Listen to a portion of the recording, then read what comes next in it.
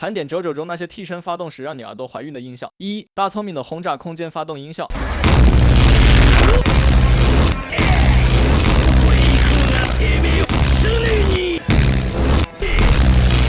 轰炸空间发动能力时，伴随右手前挥动作会发出拟声词音效，模拟空间被瞬间削除的撕裂感。以低频冲击波为基础，叠加高频金属扭曲声，形成空间被强行剥离的听感，类似现实中的高压气爆与金属断裂混合音效。这个声音听着是真的爽。二、绯红之王的发动音效。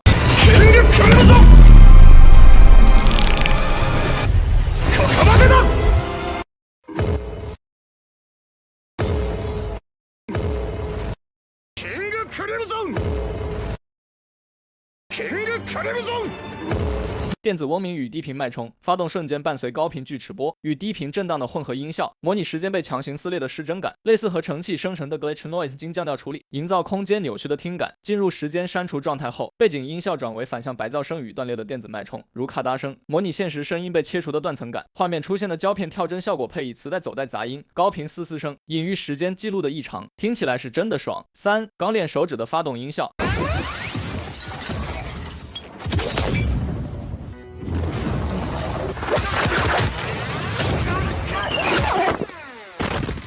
模拟拉链齿扣快速咬合与分离的顺态音效，类似现实中的金属拉链急速开合声，但经过音高提升和顺态增强处理，突出替身能力的超现实感。拉链开闭伴随规律性咔嗒声，象征布加拉提对能力的精准控制，参考了工业缝纫机或齿轮咬合的机械音效。拉链开启瞬间叠加反向低通滤波白噪声，营造空间被强行撕开的真空感，类似现实中的布料撕裂声经降调放大处理，也挺爽。四、世界的发动音效。ザワールド、時を止まれ！ザワールド。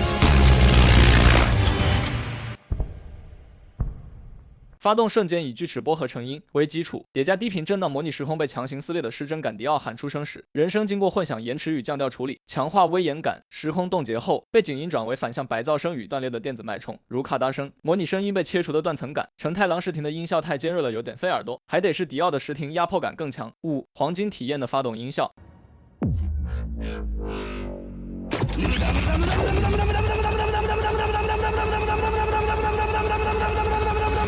能力发动瞬间出现的晶莹剔透的合成音色，模拟生命能量迸发的听感，类似风铃与玻璃颤音的混合体。基因高渐变处理象征生命诞生，叠加心跳节奏型低频震荡，暗示赋予生命的生物学基础，与乔鲁诺 Younger Star 的就是主题呼应。